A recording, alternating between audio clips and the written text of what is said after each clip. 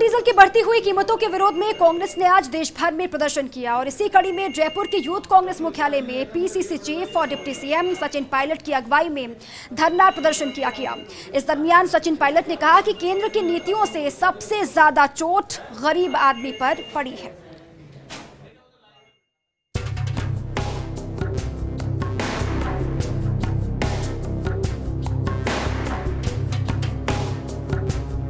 Petrol diesel के लगातार बढ़ते दाम ने आम आदमी की कमर तोड़कर रख दी है, जिसके चलते कांग्रेस ने केंद्र सरकार के खिलाफ मोर्चा खोल दिया है। इसी सिलसिले में देश के अलग अलग हिस्सों में कांग्रेस ने केंद्र सरकार के खिलाफ जोरदार प्रदर्शन किया, जिसका असर जयपुर में भी देखने को मिला।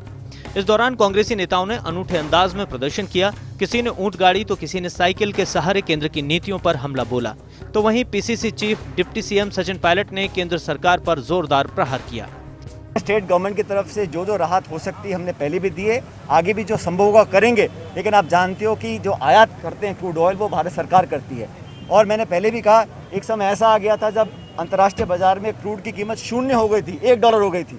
उस समय हम लोगों ने कोई कदम नहीं उठाया, लोगों को राहत नहीं पहुँचाई। तो जो पैसा कम हुआ उसको जनता तक उसका राहत पहुँचनी चाहिए। वहाँ उल्टा हो रहा है, आप लगातार टैक्स बढ़ा रहे हो, लगातार कीमतें बढ़ा रहे हो। तो राज्य सरकारें जो कर सकती करें, लेकिन केंद्र सरकार का ये मुद्दा है और केंद्र सरकार को अपनी जिम्मेदारी समझनी चाहिए। अखिल भारतीय कांग्रेस कमेटी के निर्देश पर हुए प्रदेशव्यापी प्रदर्शन में प्रमुख मंत्रियों के तौर पर डॉक्टर बीडी कल्ला, रमेश मीना, प्रताप सिंह खाचरियावास, मुख्य सचेतक महेश जोशी, ममता भूपेश, राजेंद्र यादव समेत कई विधायक शामिल हुए। इस दौरान धरना स्थल पर मुख्य सचेतक डॉक्टर महेश जोशी ने अपनी ही सरकार से मांग कर डाली कि बिजली के शुल्क को लेकर आमजन को राहत दी जाए।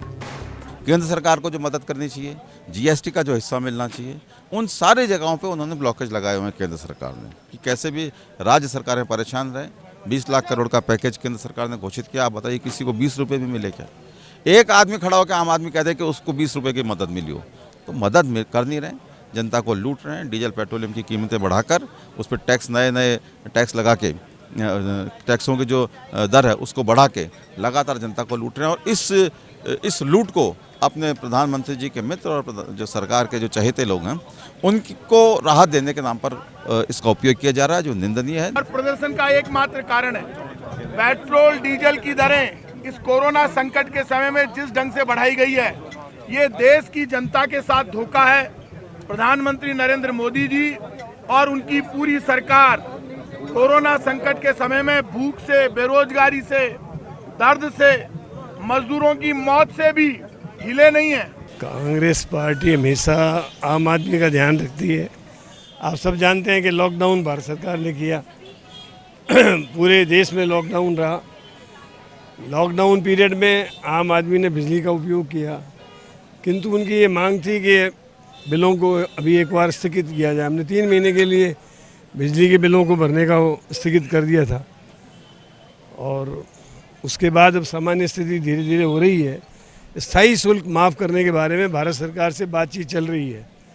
भारत सरकार को मैंने ये सजेशन दिया था कि आप एक ऐसा अध्यादेश जारी कर दें कि लॉकडाउन पीरियड का स्थायी शुल्क उत्पादन कंपनियों को, डिस्ट्रीब्यूशन कंपनियों को नहीं देना चाहिए। धीरे धीरे करके 8 रुपये प्रति लीटर डीजल और पेट्रोल की कीमतें और बढ़ा दी, जबकि पड़ोसी राज्यों में, पड़ोसी देशों में 22 से 23 रुपये प्रति लीटर कीमत कम हुई है और हमारे यहाँ बढ़ी है।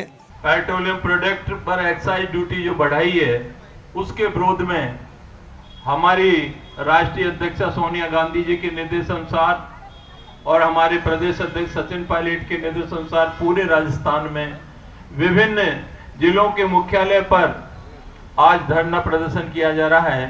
धनाढ्य लोगों को पैसे वाले बनाने के लिए और ये डीजल, पेट्रोल और गैस के दामों को बढ़ाया जा रहा है। मैं ज्यादा लंबी बात नहीं कहते हुए, सचिन पायलट जी ने जो आज मुद्दा पूरे प्रदेश में उठाया है, निश्चित तौर पे ये आवाज हमारे कांग्रेस के कार्यकर्ताओं की बुलंद होगी और केंद्र सरकार को सोचने पे मजबूर होना पड़ेगा। धरने के बाद कांग्रेस नेताओं का शिष्टमंडल कलेक्ट्रेट पहुंचा और राष्ट्रपति के नाम एक पत्र जिला कलेक्टर जोगाराम को सौंपा और पेट्रोल डीजल के दाम में लगातार हो रही बढ़ोतरी के खिलाफ आवाज बुलंद की। फर्स्ट इंडिया न्यूज के लिए जयपुर से योगेश शर्मा की रिपोर्ट।